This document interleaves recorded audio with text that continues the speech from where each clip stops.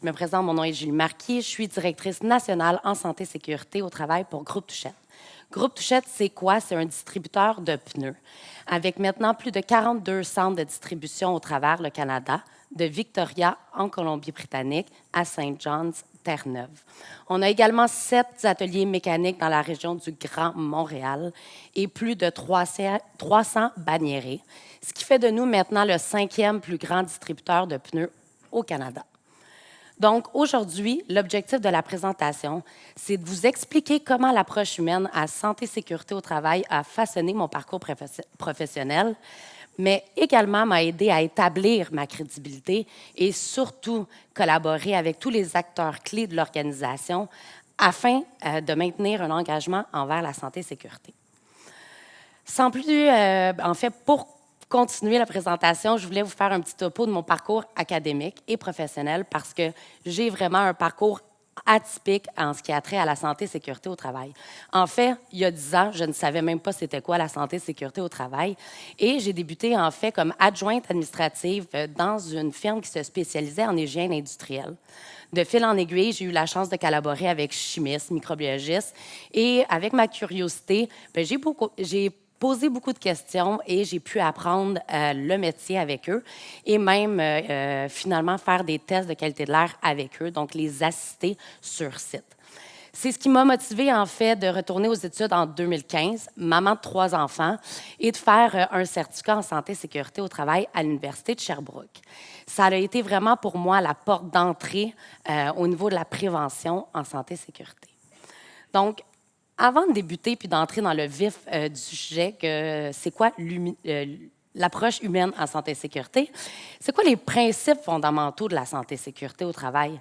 Évidemment, on va parler de prévention, donc c'est la base, hein, identifier, évaluer et éliminer les risques. On va parler aussi de responsabilité partagée, puis ça, c'est probablement quelque chose que vous allez m'entendre souvent dire au cours de la présentation, mais c'est impliquer à la fois employeurs, travailleurs, syndicats s'il y a lieu, dans la gestion de la santé et sécurité au quotidien. On va parler de formation, information. Il faut former les travailleurs et les informer, évidemment, sur les risques associés à leurs tâches. Ensuite, amélioration continue. Je pense que vous êtes tous d'accord avec moi dans la salle pour dire que quand on est certain d'avoir mis en place tous les mécanismes nécessaires, bien, quelques mois plus tard, après une nouvelle implantation d'une machine, bien, on doit toujours réajuster le tir. Donc, c'est vraiment important d'être constamment en amélioration continue en santé et sécurité. Finalement, participation active, encourager la consultation et la participation des travailleurs.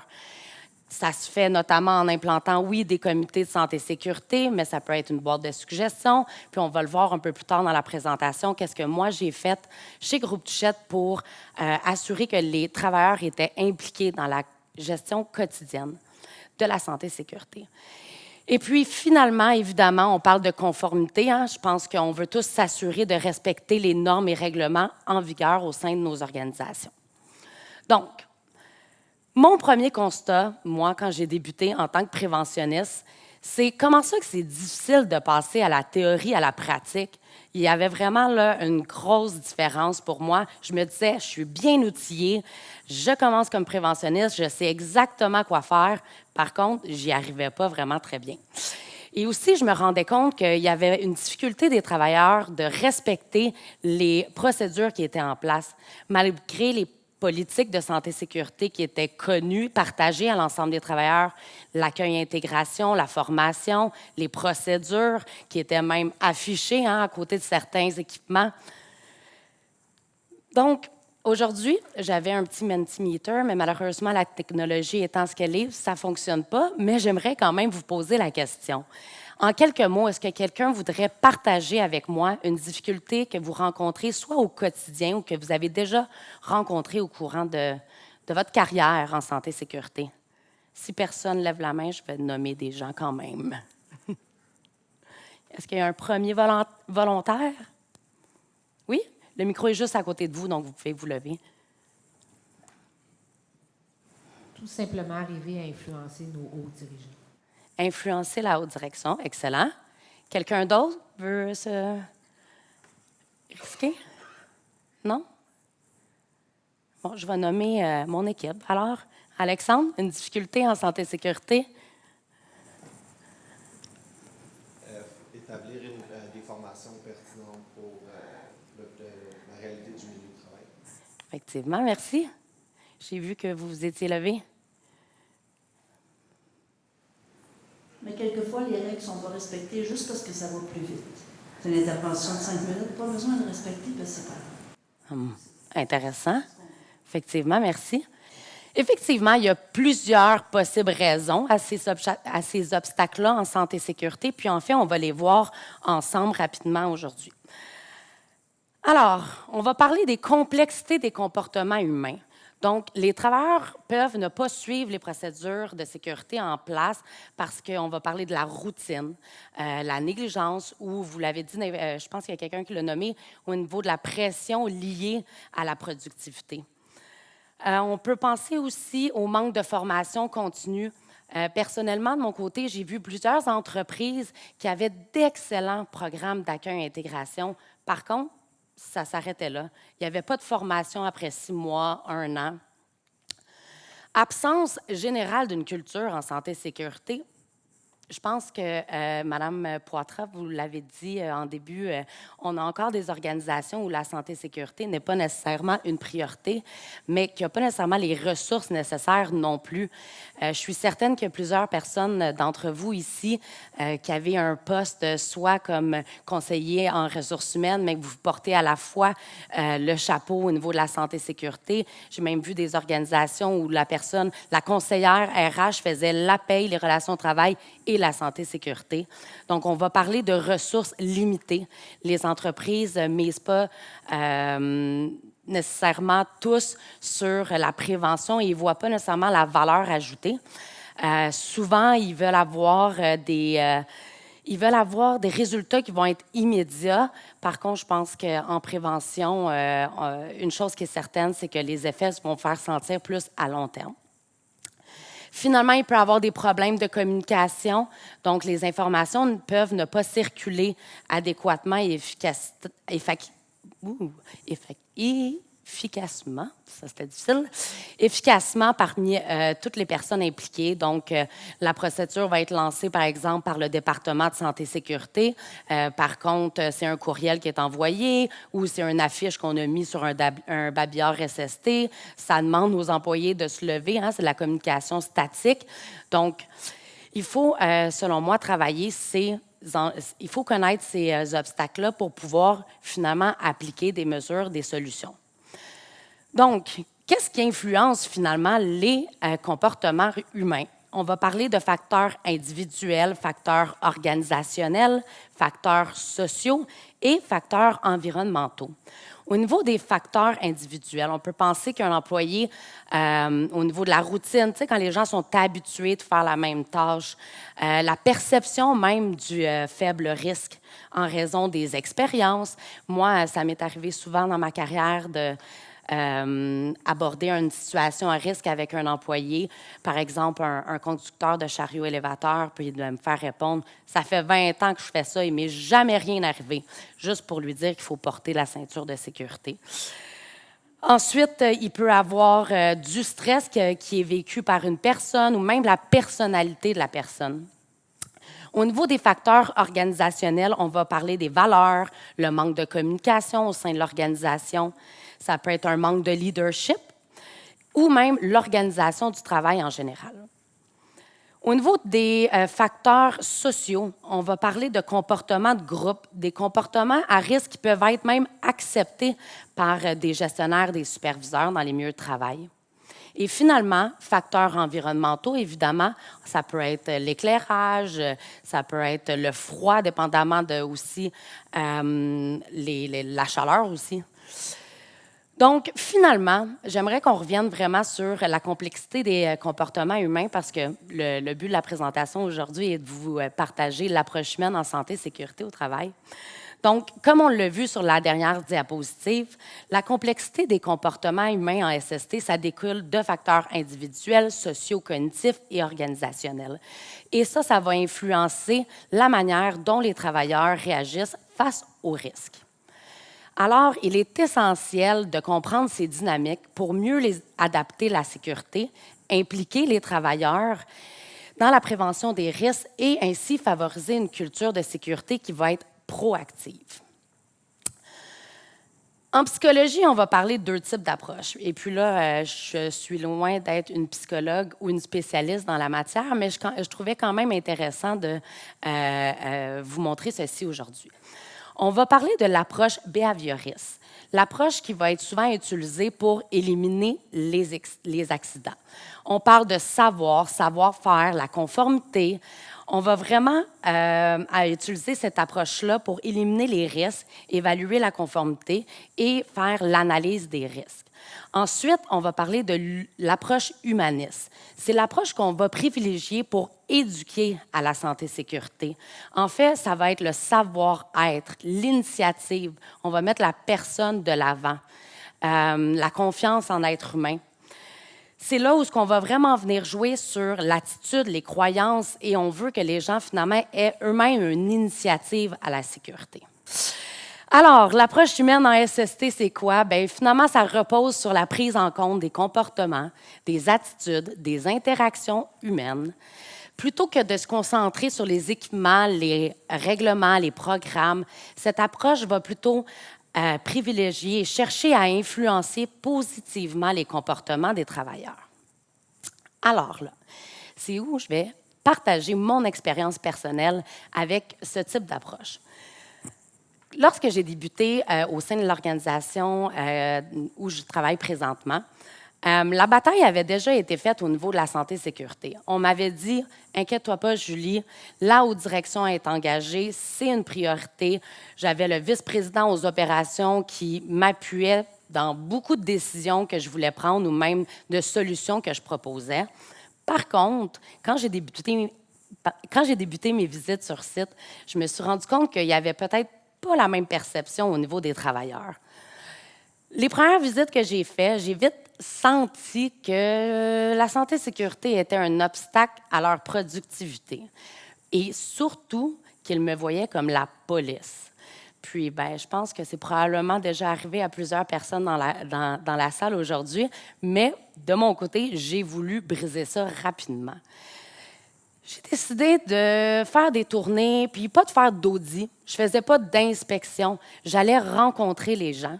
J'allais me présenter, évidemment, mais j'allais également apprendre à les connaître. Je posais des questions. Étant un distributeur de pneus, nos établissements sont principalement des centres de distribution. Donc, on va avoir l'intrant du produit, on va le mettre en localisation et ensuite, bien évidemment, on va servir nos clients. On a plus de 500 camions de livraison au travers le Canada. Il y a quand même un gros volume, là, juste pour vous donner une idée, dans la saison de pointe dans laquelle on est actuellement, surtout au Québec avec le délai de l'installation des pneus d'hiver au 1er décembre. Il y a des centres où ils vont sortir 6 000 pneus par jour. Et ça, il n'y a pas d'équipement. C'est manuellement. Donc, c'est quand même assez impressionnant. Ça va vite. Et bien, je pouvais, en fait, apprendre la tâche avec eux, étant donné qu'il n'y avait pas nécessairement de formation spécifique là, sur un outil. Évidemment que je n'ai pas conduit de chariot élévateur, mais j'ai souvent aidé les travailleurs à décharger une remorque, par exemple, ou à charger les camions pour les livraisons. Ce que ça me permettait vraiment de faire, c'est d'avoir une proximité avec les travailleurs. Ils ne me voyaient plus comme la police qui venait du siège social. Ils me voyaient plutôt comme une collègue. J'ai vraiment utilisé cette opportunité-là pour, oui, me rapprocher des travailleurs, mais aussi poser des questions, établir le niveau de culture générale dans chacun des sites, évaluer également leurs connaissances en santé-sécurité. Et ensuite, ça me permettait de pouvoir mieux agir aux endroits qu'il le fallait. Donc, décharger des remorques, je l'ai fait. Charger des camions, je l'ai fait. J'ai eu la chance de rencontrer des merveilleuses personnes. Vraiment, on est choyés. On a des employés en or. On a des employés de longue date. Par contre, j'ai vu qu'il y avait des risques. Puis, je me rendais compte que les travailleurs, bien, ils faisaient des choses peut-être qu'ils ne devraient pas faire, mais souvent, quand je leur posais la question de pourquoi tu as utilisé telle technique plutôt que d'utiliser l'outil de manutention qui est à côté de toi, on me répondait « je veux aller plus vite ». Il fallait évidemment qu'on remédie à la situation. Donc, comment qu'on s'est pris? Alors, je suis allée à la rencontre des gens, c'était fait. Les gens me connaissaient, ils ne me voyaient plus comme une police, mais plutôt comme un allié. Je me suis assurée de bien connaître les opérations de l'entreprise. Ce que ça me permettait de faire, en fait, c'est que lorsque j'avais des mesures à mettre en place, bien, je pouvais anticiper les réponses de mes collègues aux opérations, mais surtout, les réponses venaient des travailleurs parce que, comme je vous l'ai dit, notre présence est constante dans les sites. Alors, canal de discussion établi, ça va bien. Maintenant, comment je m'assure que nos gestionnaires, eux, embarquent dans la santé-sécurité avec moi? Comment je m'assure qu'ils mettent en place, qu'ils appliquent et qu'ils adoptent les nouvelles procédures qu'on voulait instaurer? Bien, évidemment, c'était de former nos gestionnaires, mais aussi qu'ils comprennent qu'ils sont des exemples pour leurs employés. On voulait qu'ils deviennent des leaders, qu'ils apprennent à souligner les bons coups. Je voulais également qu'ils participent à la mise en place de procédures de santé-sécurité et dans un milieu où la période d'automne, là, normalement, on va doubler en nombre d'employés là, dans nos centres. Donc, on a beaucoup de nouveaux travailleurs, des travailleurs temporaires. Souvent, on se fait dire, bien, ça va vite, puis on n'a pas le temps. Pour moi, ce n'est pas une réponse. La santé-sécurité, c'est une priorité. Hein? C'est ça qu'on nous dit. La haute direction m'avait dit, la bataille est faite, let's go, Julie, mais il faut que ça soit appliqué sur le terrain. Donc, on a formé nos gestionnaires avec des formations continues. On a maintenant des formations qui sont bien établies dans le temps. Et on s'assure également qu'ils comprennent c'est quoi leur rôle et responsabilité. Mais ensuite, on va aux superviseurs. Puis ensuite, du coup, qu'on a formé nos gestionnaires, nos superviseurs, bien, on doit également former nos travailleurs. Oui, sur la tâche, sur les mesures de sécurité qu'ils doivent suivre, les procédures de travail, mais aussi sur leur rôle et responsable au sein de l'organisation. Je voulais vous donner un exemple où on a vraiment voulu engager nos travailleurs dans la santé-sécurité. Puis moi, je dis souvent, souvent on rit de moi quand je dis ça, mais je pense qu'on peut avoir du fun en santé-sécurité. Je pense que du coup que les bases sont bien établies, là, on peut toujours évidemment être en amélioration continue, mais on peut avoir du fun. Puis un exemple que j'aimerais partager avec vous, c'est lorsqu'on a lancé un concours en innovation SST. Bon, ça semble cliché, puis sûrement que plusieurs d'entre vous l'ont déjà fait au sein de l'organisation. Puis on pense à la CNESST qui a aussi ce type de concours-là. On l'a fait à l'interne chez nous et le but était vraiment que les travailleurs se regroupent donc dans chacun des centres et en fait, qui travaillent sur un projet.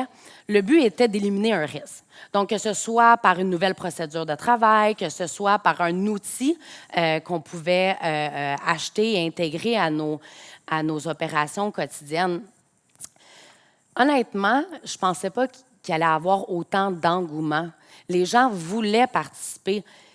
En fait, ils sentaient qu'il y avait l'opportunité de pouvoir parler et partager avec nous ce qu'ils, finalement, vivaient au quotidien.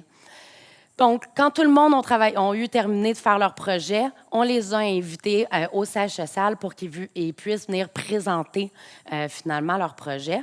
Ils devaient présenter devant un jury qui était formé du comité de direction, évidemment. Honnêtement, ça a été une journée remplie de collaboration, mais surtout, j'ai vu le sourire dans le visage des travailleurs, mais la fierté.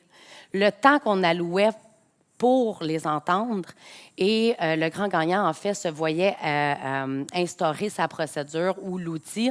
Dans le cas le grand gagnant, en fait, c'était un nouvel outil de manutention qu'on a instauré finalement dans tous les sites au Canada. Un autre exemple que je peux vous donner concret au niveau de l'engagement des travailleurs, mais surtout le canal de discussion qu'on veut avoir avec vous, avec eux, pardon, c'est un exemple récent où il est arrivé un incident dans un établissement. Évidemment, l'équipe SST se déplace, il y a une enquête analyse accident qui est faite. Il n'y avait pas de blessés, là, c'était matériel.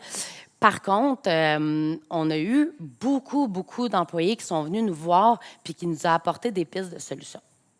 Puis honnêtement, je me suis dit pourquoi je n'y ai pas pensé avant, mais bon, tant mieux si ça vient d'un travailleur, ça va être le fun, on va pouvoir l'appliquer partout et tout le monde va vouloir, tout le monde va être fier en fait d'avoir participé. Donc, on a instauré des corridors de sécurité dans nos entrepôts, mais souvent, on va mettre des lignes jaunes ou oranges et j'ai vu à quelques places que ça se faisait, je ne sais pas dans vos organisations comment ça se passe, mais on a vraiment voulu que ce soit très visuel, le fait que c'est un passage piétonnier. On ne peut pas toujours avoir des gardes de sécurité. Donc, il y a des zones où, malheureusement, il va y avoir un croisement dans nos opérations à nous.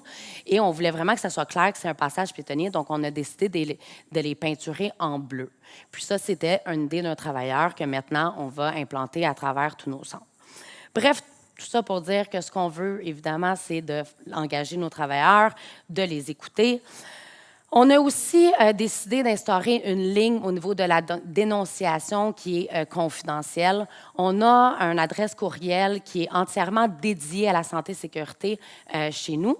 Les travailleurs peuvent donc quand ils veulent, nous faire parvenir un courriel avec un enjeu potentiel dans leur milieu de travail. Il ne faut pas oublier qu'on a 42 centres de distribution éparpillés partout dans le Canada, puis malheureusement, on n'a pas une personne en santé et sécurité sur chacun des sites, mais je pense qu'on a établi un super beau canal de communication avec eux, un beau lien de confiance, et on en reçoit des courriels. Et dès qu'on reçoit des courriels, on va prendre chacun des courriels, on va adresser les situations et surtout, on va faire un retour avec les gestionnaires et le travailleur qui a nommé cette problématique-là. Autre exemple que je voulais partager aujourd'hui avec vous au niveau de l'approche humaine en SST, en fait, comment l'approche humaine en SST nous a aidés, c'est lorsqu'on a fait l'acquisition majeure, en fait, en 2022, d'une filiale canadienne d'une compagnie américaine. Quand je dis majeur, c'est quand même majeur quand on pense que du jour au lendemain, on a doublé en nombre d'employés et doublé en nombre d'établissements au travers le Canada.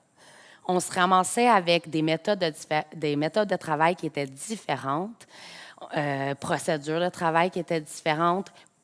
Il y avait même les produits qui étaient différents. Nous, chez Groupe Touchette, majoritairement, ce qu'on distribue, c'est des pneus, comme vous avez sur vos véhicules, là, on appelle ça les pneus passagers.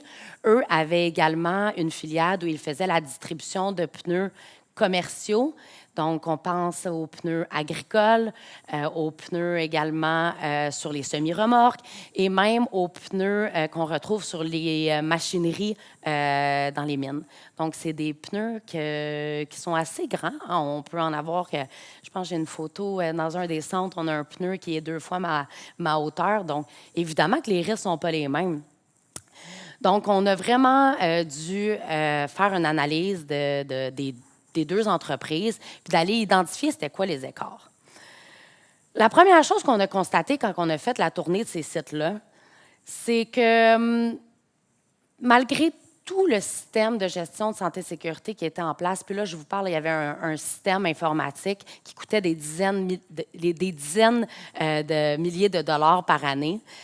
Honnêtement, sur papier, là, wow, il était vraiment plus haut que nous en termes de structure et de système de gestion.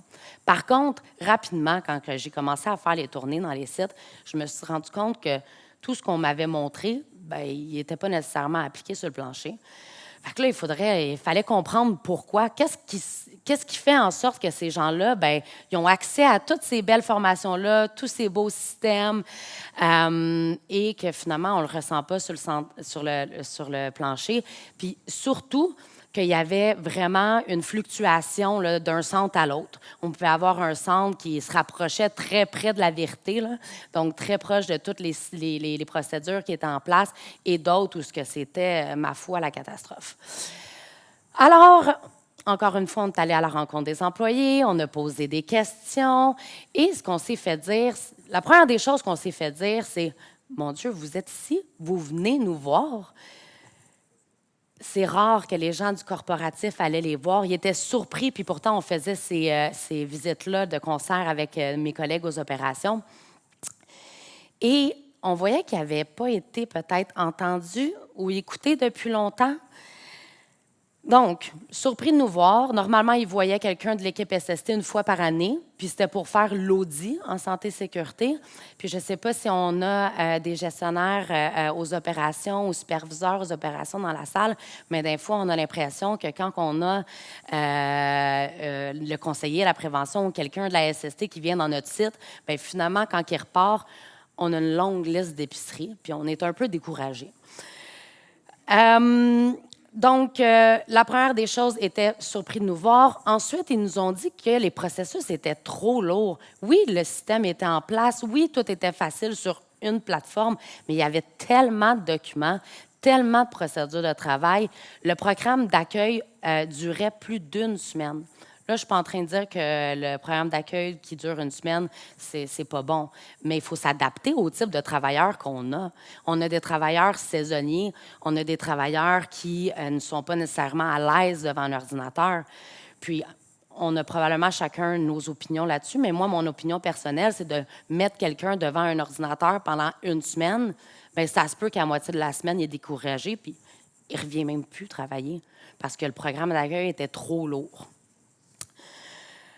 Il y avait également une grosse résistance de la part de ces gens-là parce que, étant une filiale canadienne d'une compagnie américaine, la plupart des processus, des systèmes, des nouvelles procédures venaient malheureusement des États-Unis.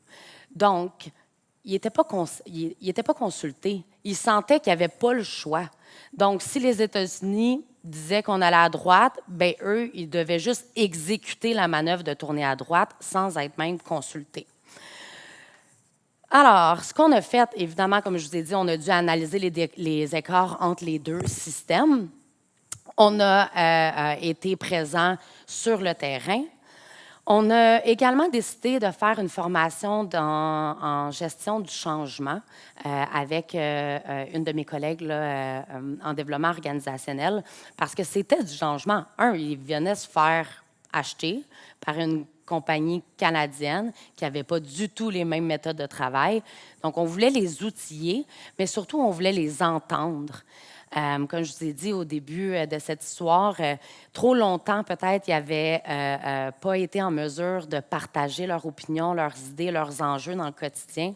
Donc, ça a été honnêtement un exercice qui a été très enrichissant pour nous.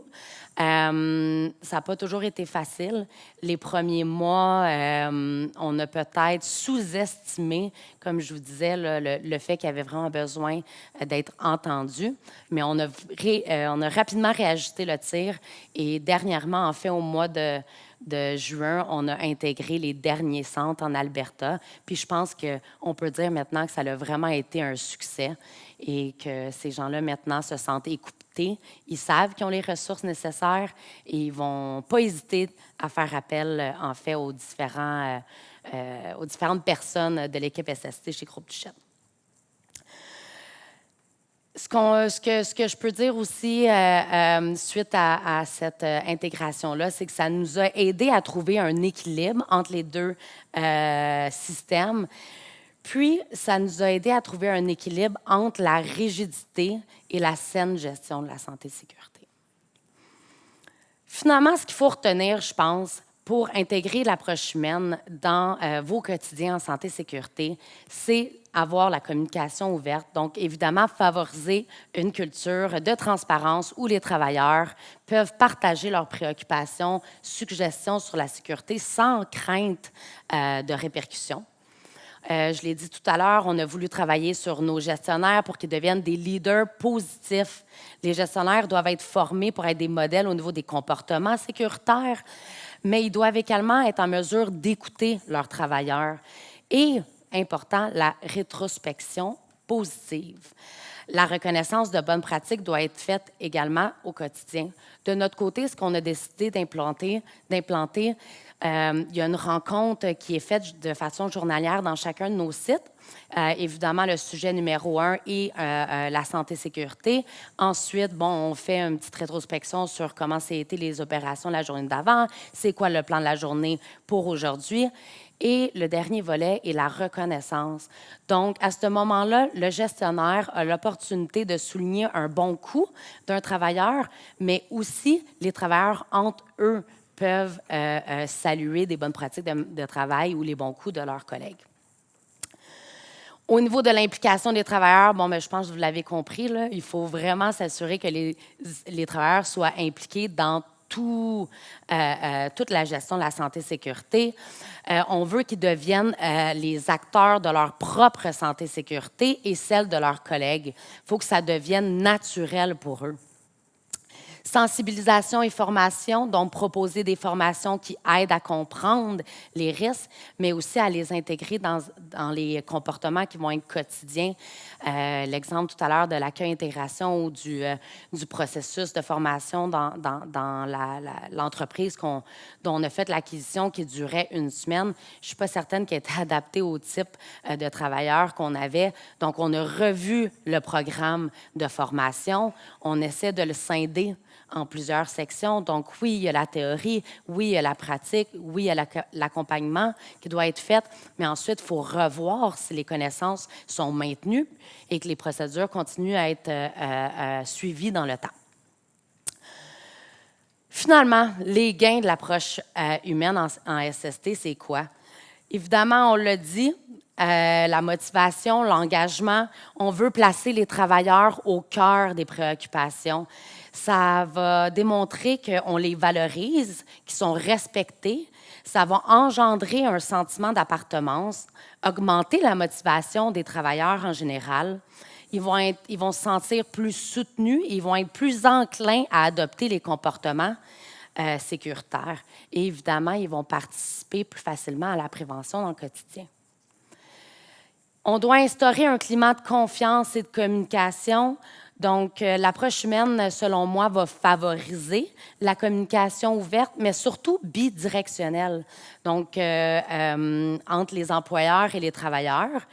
Lorsque les travailleurs, par contre, sont encouragés d'exprimer leurs préoccupations sans nécessairement craindre qu'il va y avoir des répercussions, les risques d'incidents vont diminuer parce qu'on va être capable de détecter et de résoudre les problématiques avant même qu'il soit trop tard. Améliorer l'efficacité des mesures de sécurité, donc impliquer les travailleurs dans le processus décisionnel et même dans le processus d'identification et d'analyse des risques. Ça permet d'adapter les résultats aux réalités du terrain. Je suis certaine que vous êtes tous d'accord pour dire que souvent, c'est les travailleurs qui vont avoir les meilleures solutions. Donc, je pense que c'est vraiment important de les impliquer. Et ensuite, un autre gain, ça va être que ça va être beaucoup plus facile d'implantation quand on sait que la mesure vient de notre collègue, par exemple. Réduire les accidents et les maladies professionnelles. Selon une étude qui a été menée par l'INRS en France, les entreprises qui ont choisi d'adopter l'approche humaine en SST ont réduit de 30 à 50 % le nombre d'accidents sur une période de 1 à 3 ans.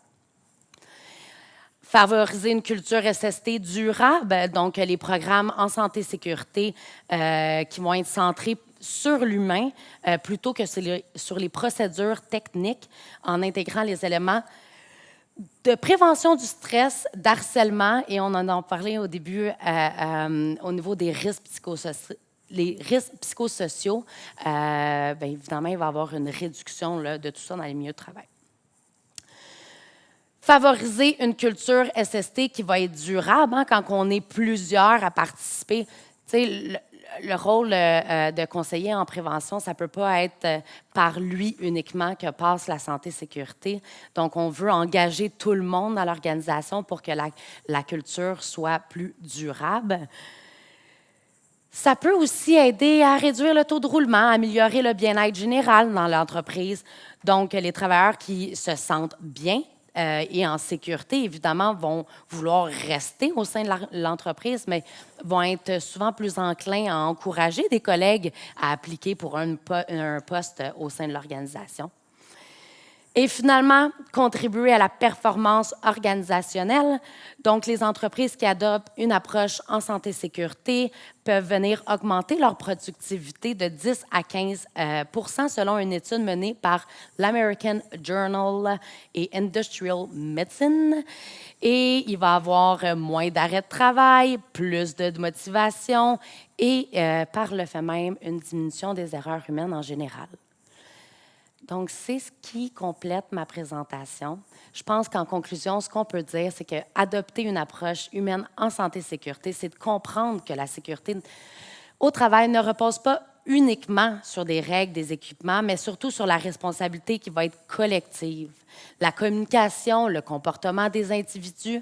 Et en tant que gestionnaire en santé-sécurité au travail, votre rôle, c'est de créer un environnement qui va être ouvert et inclusif et où les employés se sentent respectés, écoutés et soutenus. Donc, cela va contribuer, comme je l'ai dit tout à l'heure, à prévenir les risques et à instaurer une culture de sécurité durable. Et voilà, merci beaucoup. C'est maintenant la période des questions. Est-ce qu'il y a des questions dans la salle? Bravo, Julie, pour ta Merci. présentation. J'ai deux questions. Oui. Est-ce que le département de sécurité était existant avant ta venue? Oui, effectivement. En fait, il était existant, mais vacant. Donc, la chaise que j'ai comblée quand j'ai débuté, en fait, mon entrée en poste chez Groupe Touchette, la chaise était vide depuis plus d'un an. Le style de gestion n'était pas le même, je dirais. Merci beaucoup, tout le monde. Et